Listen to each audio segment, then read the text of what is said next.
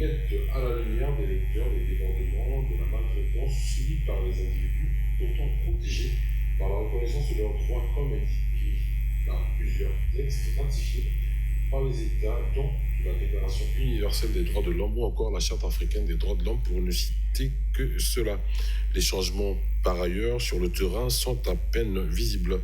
Crédibilité des rapports sur les droits de l'homme, nous en parlons avec vous, Monsieur Christian Bouanga, vous êtes juriste, bonsoir. Bonsoir, monsieur. En face de vous, Monsieur Trésor Zela Kende, vous êtes directeur exécutif de l'Observatoire congolais des droits de l'homme, bonsoir. Bonsoir. Et juste à côté, j'ai Monsieur Octavin Mandaka, vous êtes secrétaire général, c'est bien ça, de l'association panafricaine Thomas Sankara. C'est exact. Et devant vous, j'ai Monsieur Armel Malela, vous êtes juriste. Bonsoir, monsieur. Alors, quand on parle des droits de l'homme, c'est parler de quoi, Monsieur Trésor? Quand on parle des droits de l'homme, il s'agit de parler des prérogatives légalement reconnues à des êtres humains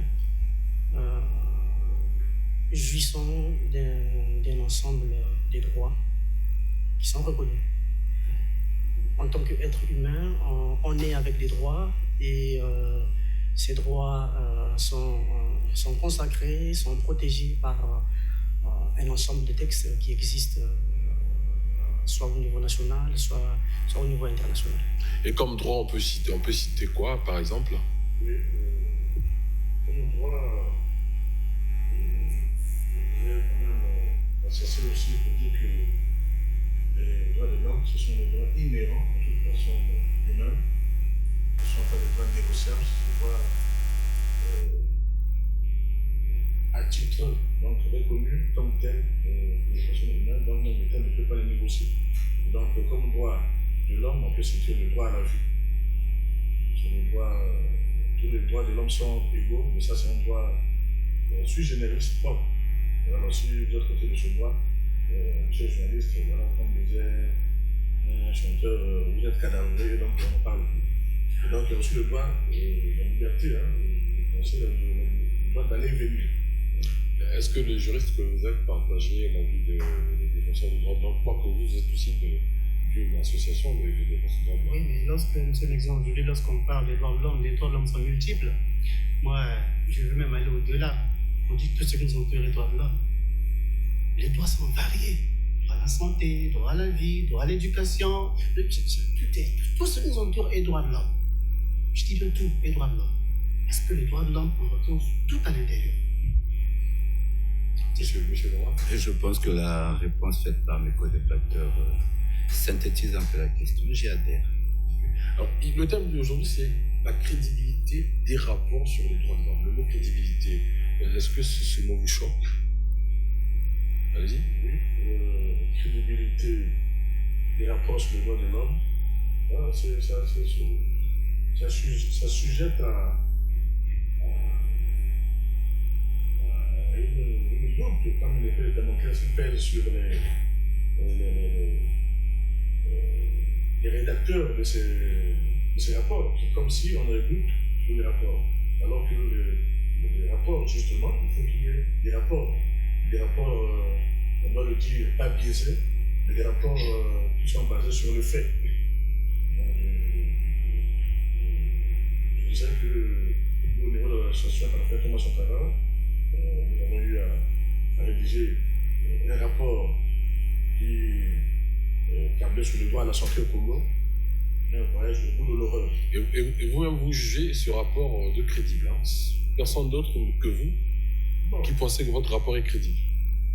Oui, pour nous, le rapport n'est pas biaisé. Certaines personnes peuvent penser que c'est biaisé, mais pour nous, comme c'est basé sur le fait,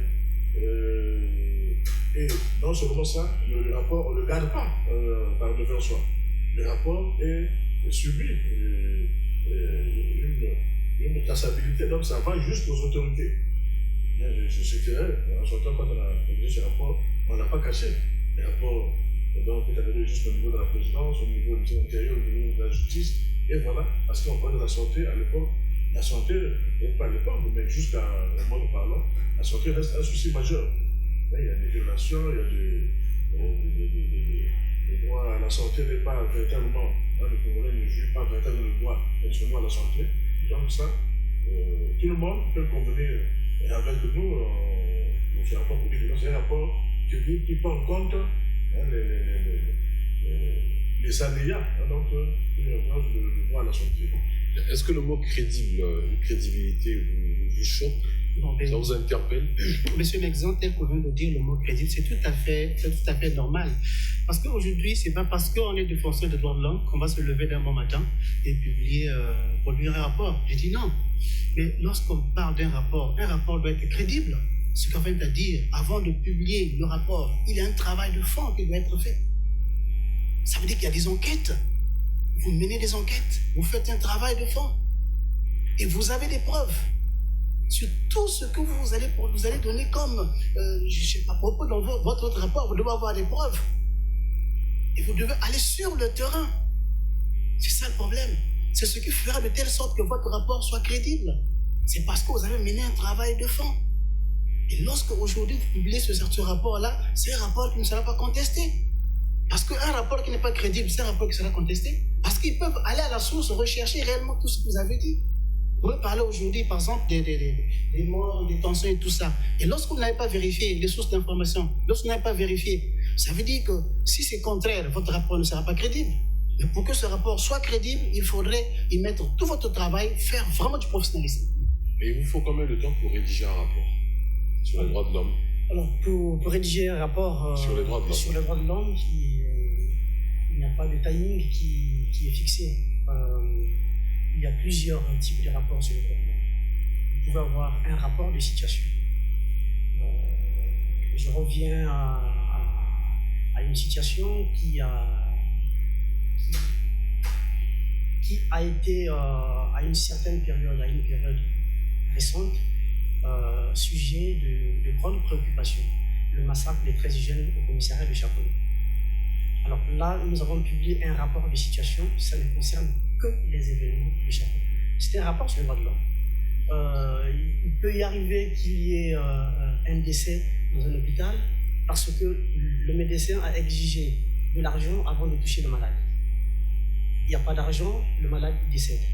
On peut faire un rapport de situation par rapport à ce cas. Vous dénoncez ou vous faites un rapport de situation? C'est une dénonciation. La dénonciation, elle n'est pas verbale. Sinon, je peux passer dans les médias pour dire que quelqu'un est décédé à l'hôpital. Mais on fait un rapport qui explique comment est-ce que la situation s'est passée. Et quel a été le comportement du médecin. Et vous rassemblez un certain nombre d'éléments. Parce que quelqu'un à l'hôpital peut décéder. La mort, c'est une mort naturelle. On ne dira plus que les gens ne vont pas mourir. Non, les gens vont mourir. C'est un fait naturel.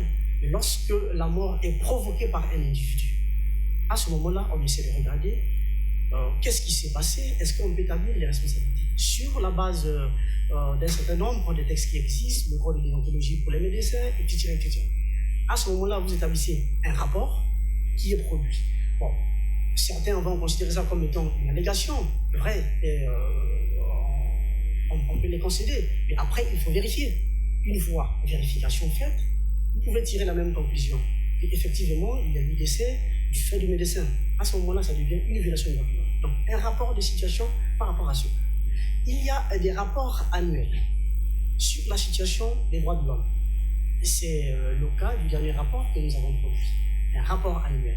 Qu'est-ce que ce rapport? En fait, c'est un ensemble. C'est un résumé de la situation des droits de l'homme pendant une période donnée. Ça peut être une année, ça peut être 2 ans, ça peut être 3 ans. Et vous produisez un rapport dans cette période. Et c'est un rapport qui se base sur des faits. Un rapport sur la situation des droits de l'homme est un rapport des faits, est un rapport des preuves, est un rapport des cas. Il ne s'agit pas d'une thèse, d'une théorie qu'on développe. Nous savons que les droits de l'homme, on ne les invente pas.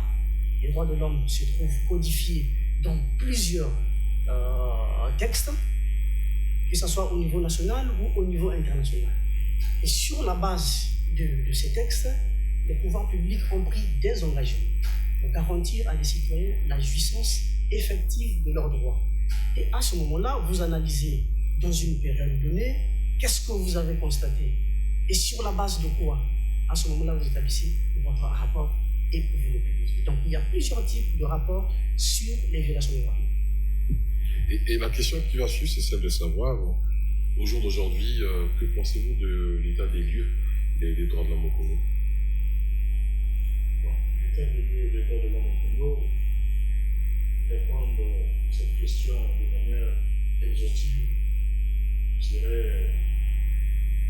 Est-ce que ça va ou ça ne va pas? Non, ça serait oui, pile ou face. Est-ce que ça va ou ça ne va pas? Bon. En matière de droits de l'homme, il n'y a pas... C'est pas comme en arithmétique où à l'école, tu peux avoir 10 sur 10, on dit bon, excellent, très bien, médiocre, tout ça. En matière de droits de l'homme, il y a des cotations. En matière de droits de l'homme, c'est où vous êtes un bon élève ou vous êtes un mauvais élève. Est-ce que vous êtes des observateurs de la société? Oui. Si vous l'êtes, vous pouvez être en mesure de nous dire, au jour d'aujourd'hui, selon votre observation, est-ce que les droits de l'homme sont respectés ou pas? Non. Prenons n'importe quel secteur. Oui. Faites un état des lieux. Il n'y a que des secteurs, on l'a dit ici, mais dans mon analyse, je dirais que dans d'autres secteurs, les droits de l'homme, ça va, ça va mieux, mais dans d'autres secteurs, ça ne va pas du tout.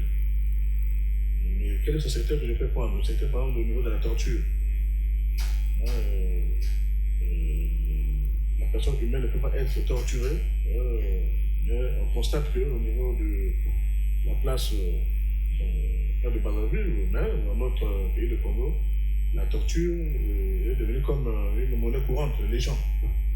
Il n'arrive pas un jour qu'en constatant, même en passant, vous voyez dans le véhicule des militaires ou des policiers, bon, je pense que c'est un câble qui est à l'intérieur, mais c'est une personne humaine et un ami, une fois dérangé sur la tête de quelqu'un. Ça, c'est une...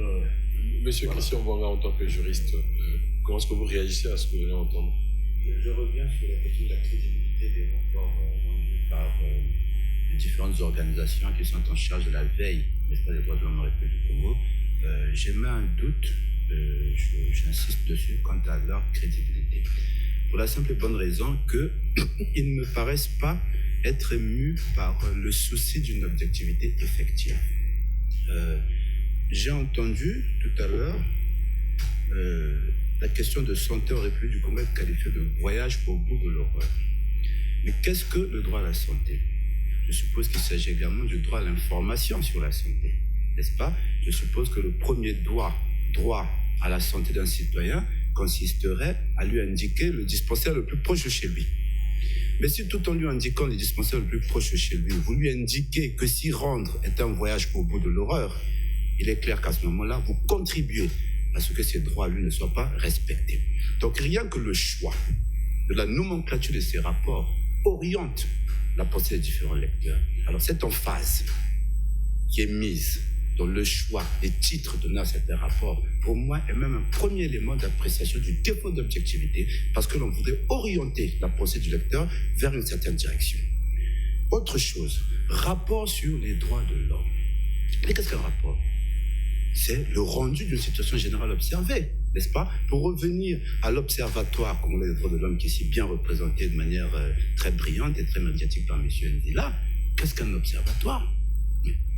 Un organisme, une organisation qui rend compte des constats qui sont faits. Sur quoi? Les droits de l'homme.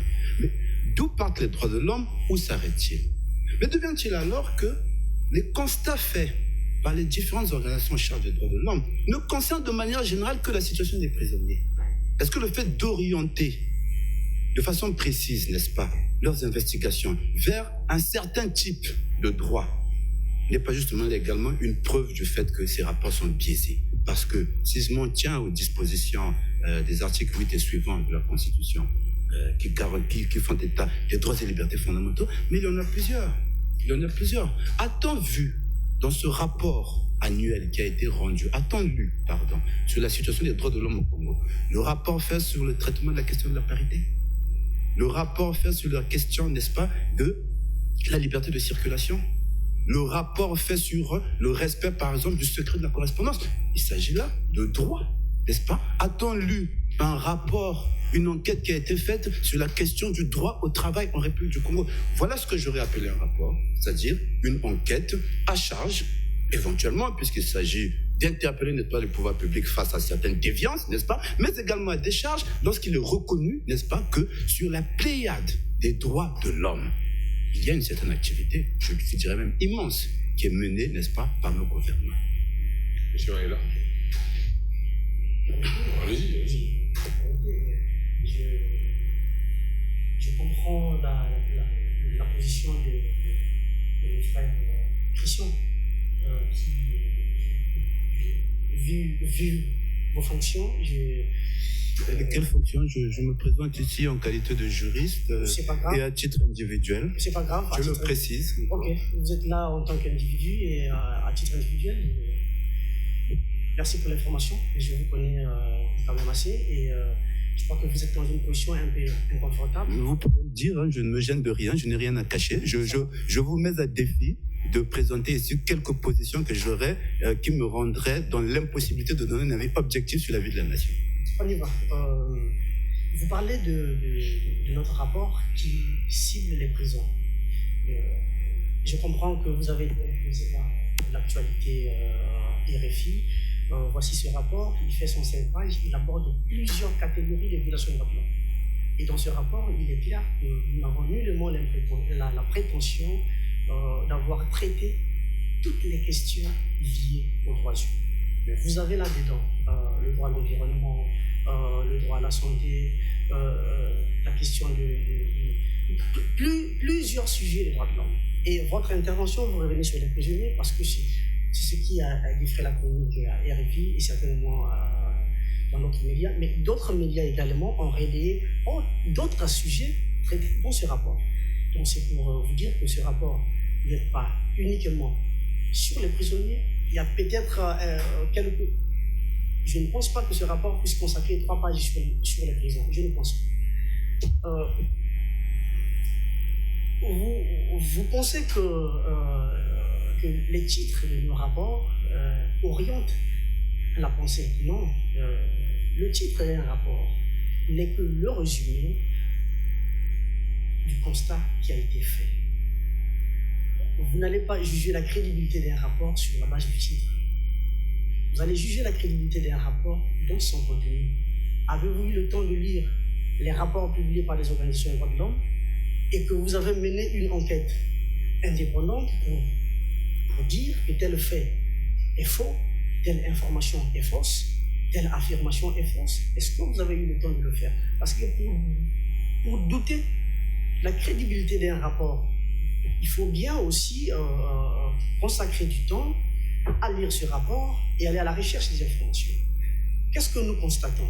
Et vous prenez là une position qui revient dans la bouche de tous les officiels, pas seulement dans notre pays, et bien dans d'autres pays. Quelle est cette position-là? C'est que les droits de l'homme est un sujet qui fâche. Les dirigeants n'aiment pas qu'on leur dise que les droits de l'homme sont bafoués. Nos autorités n'aiment pas qu'on leur dise la vérité sur la situation des droits de l'homme. Puisque nous sommes dans un contexte où c'est l'affichage de notre pays. On s'affiche, on ratifie les traités, on prenne des lois, on signe des textes, on participe dans les conférences internationales. Nous sommes dans l'affichage. Et quelle est la réalité? Mais la réalité, elle est sombre. Les droits de l'homme dans notre pays sont en souffrance. Mais lisez les rapports, mon cher Christian. Chaque année, nous publions un rapport sur la situation des droits de l'homme. Aucun rapport n'a fait l'objet d'une vraie contestation. Moi, j'appelle contestation, c'est pas passé dans les médias pour dire que ce rapport, nous le rejetons. Moi, j'appelle contestation des investigations menées pour dire votre rapport, voici là où c'est juste. Puis-je réagir sur votre question? Voilà. Vos rapports ne sont pas seulement à destination d'organisations formelles.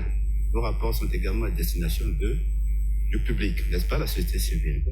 Je ne pense pas que si vous étiez dans le besoin que ne puisse être en mesure de commenter ces rapports que ceux qui en ont pris connaissance de manière profonde, vous en feriez une vulgarisation.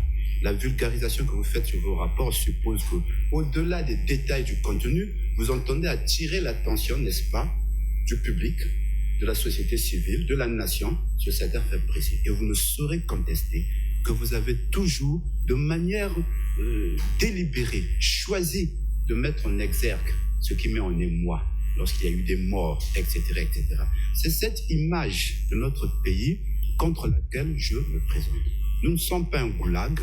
Nous ne sommes pas un goulag. Nous sommes, permettez, j'ai demandé très respectueusement la parole parce que je suppose que vous êtes très prolixe et vous avez pris au moins 5 minutes à tenter de réagir à mon propos. Donc, on échange de bons procédés. Voilà ce que je dis. Et malheureusement, c'est ce que vous mettez en exergue. Si, parce qu'il y a une certaine orthodoxie dans la manière dont ces rapports sont rédigés, vous avez évoqué des questions environnementales, etc., vous ne saurez contester que vous avez principalement mis en exergue les questions relatives, n'est-ce pas, aux emprisonnements, aux sorts subis, n'est-ce pas, par certaines personnes dans certains lieux de détention. Pour preuve, lorsque je dis que les choix de vos mots sont biaisés, vous avez pris pour illustration de votre rapport, et c'est vous-même qui l'avez choisi, les morts de Chakona.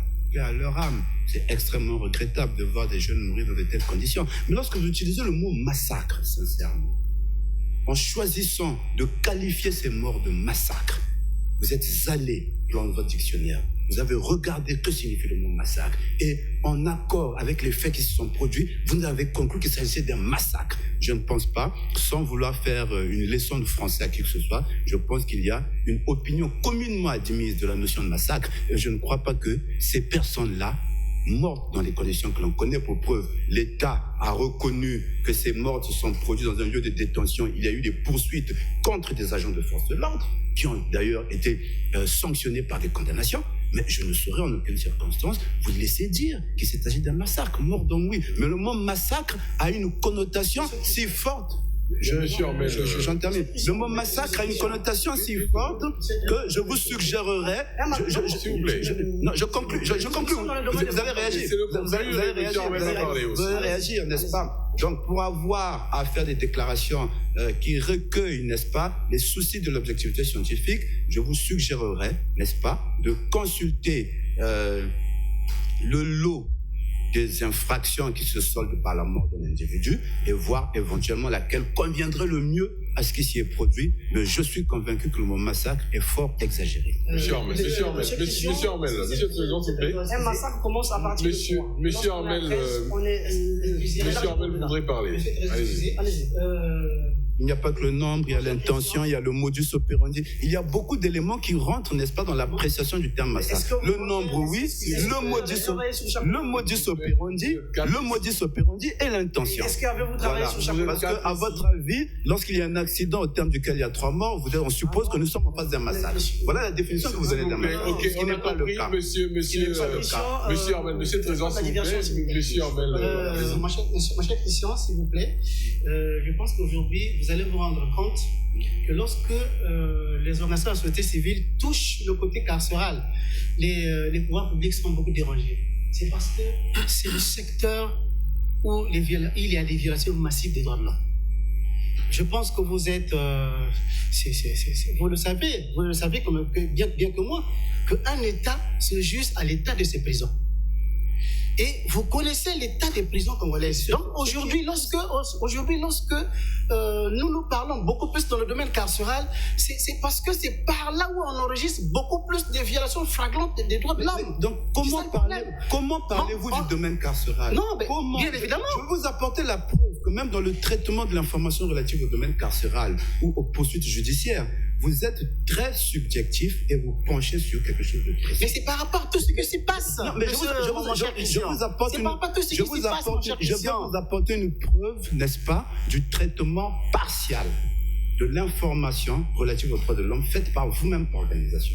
Je vous assure, et beaucoup de Congolais partageront cette opinion avec moi, que lorsqu'il s'est agi de défendre la liberté de M. Moukoko, ou de défendre le droit qu'avait M. Moukoko de recouvrer sa liberté, ou alors déjà de tenter d'influencer le juge pour dire ce monsieur qui, pour certains, était le véritable président élu, doit nécessairement recouvrer sa liberté. Non, là j'ai vu, mais alors une démonstration de force extraordinaire. extraordinaire. Mais dans les mêmes conditions et pour les mêmes raisons, je n'ai pas vu le même déploiement pour M. Okombi. Dans les mêmes raisons, et quasi pour les mêmes raisons et dans les mêmes conditions, nous avons également le général Dabira qui a été condamné pour des faits quasi identiques. Mon cher Christian, excusez-moi. Mon cher Christian, s'il vous plaît. Ne parlons pas de Mokoko et de Okombi. J'ai cité 3 personnes. J'ai cité 3 personnes. Mais qu'est-ce qui vous offusque? Je vous dis qu'il y a sur ces 3 personnages, n'est-ce pas, une disproportion dans l'investissement de l'énergie de ces organisations. Hein? Plus pour M. Mokoko, moyennement de manière extrêmement tiède pour M. Okombi, mais alors quasiment nul pour M. Dabira qui a été poursuivi pour des faits quasi similaires. Là encore, cette contradiction, ce défaut d'équilibre dans le traitement de l'information relative aux droits de l'homme au République du Congo remet sur la table la question de la crédibilité des rapports qui sont rendus par ces organisations. Monsieur Octave voudrait réagir. Non, mais je vais juste compléter. Je vais juste dire un mot. Compléter dans ce qu'il a dit. Non, je vais dire un mot. Parce qu'aujourd'hui, vous pensez, combien de fois le procureur de la République est descendu dans des commissariats pour le respect de la garde à vue? Il est descendu lui-même dans les commissariats. Mais c'est parce qu'il se rend compte que rien ne marche dans ces commissariats-là. La discussion sur le lorsqu'il descend dans les commissariats, de votre non, mais vous venez de parler dans le domaine carcéral, bien sûr. Oui, mais je suis en train de mettre en exergue. Je suis en train de mettre en exergue des éléments qui incitent à douter de votre crédibilité. Voilà le débat. Monsieur Foucault, vous nous avez invités sur la base d'un thème. Je ne dis pas, excusez-moi, je ne dis pas que les organisations de défense des droits de l'homme ne sont pas importantes. Mais alors, loin de là. Et pour contredire mon cher ami Trésor Ndila, que j'aime bien, n'est-ce pas, lorsqu'il dit que les pouvoirs publics ont maille à partir avec ces organisations, je ne dis absolument pas. Mais l'Observatoire congolais des droits de l'homme est une association régie par la loi, je crois, de 1901, n'est-ce pas, qui a obtenu du ministère de l'Intérieur un récépissé. Mais si M. Ndila était une persona non grata dans cette République, mais l'État aurait eu le temps de lui faire ça, savoir. Vous savez ce que je veux dire? Donc, l'État congolais reconnaît ces organisations comme étant des instruments de la dynamique démocratique. Ça, c'est clair. Vous nous avez invités à un débat précis. Si l'on me dit, n'est-ce pas, qu'il y a eu des morts à Chakona ou pas, non. Sérieusement, je ne suis pas fou. Il y a bel et bien eu des morts. Si cela a été dénoncé, ben naturellement, je ne souhaiterais pas que ma fille ou mon cousin se retrouvent dans ce genre de situation. Voilà. Maintenant, de manière générale, que dire des rapports rendus par ces institutions et qui vont parfois très loin? Nous revenons sur la question de la crédibilité. Nous revenons sur la... Et je souhaiterais voir mes co-débatteurs défendre la crédibilité. Monsieur Octave, vous voudrez peut-être commencer par défendre la crédibilité. Merci, monsieur Foucault. Je sens que il y a de l'essai dans l'air. Ce n'est que normal. Parce que je rêve encore ce qu'a dit le Trésor Ndila. Oui, les questions des droits de l'homme, ça fâche toujours. Monsieur Christian ne me dira pas le contraire. Je dis le contraire. Moi, je suis très heureux de votre existence. Je dis le contraire. Grâce à vous, justement, il y a des policiers qui ne commettent pas certains excès parce que cela pourrait être dénoncé. Donc, je suis très heureux de savoir qu'il y a des organisations. Maintenant, quant à dire que cela fâche, on a bien dit les pouvoirs publics, parce que c'est la distinction que vous ne savez pas faire entre la volonté étatique, entre les motivations du gouvernement, entre les moyens mis par le gouvernement pour combattre et certains excès commis de manière subjective par des individus bien précis dont la responsabilité peut être engagée par des moyens bien précis. Voilà la question. Monsieur Octave, vous avez la parole. Oui, j'ai la parole. Et je reviens sur la crédibilité des rapports des droits de l'homme. Il a cité 3 exemples. Monsieur Mokoko, Monsieur Okombi et Monsieur Davira. La courbe était décroissante, Monsieur Mokoko. En termes de prise en charge par ces organisations. Et on a senti qu'elle était décroissante jusqu'à pratiquement un plateau sur Monsieur Davira. Vous avez dit quoi? C'est pour ça qu'il parle de votre crédibilité. Nous, on a dit quoi? Non, je parle de nous, l'ensemble des organisations de la société civile. Moi et les présents, on a dénoncé, même si la dénonciation... pour moi, il n'y avait pas de mesure. Le fait de dénoncer... L'opinion l'a vu, l'opinion l'a senti. Le fait de dénoncer, au moins, sur ces 3 cas-là, c'est une dénonciation. Maintenant, bon, s'il y a eu... vous constatez qu'il y a eu 600% et tout. Bon. Non, il y a certainement eu. Et voilà. je crois que les familles de M. Dabira se plaignent de votre réaction. Ils auraient aimé avoir votre soutien, comme vous avez su le faire pour les autres. Nous allons marquer une pause. Il nous reste 20 secondes et on reviendra et vous aurez la parole. Merci. À tout à l'heure.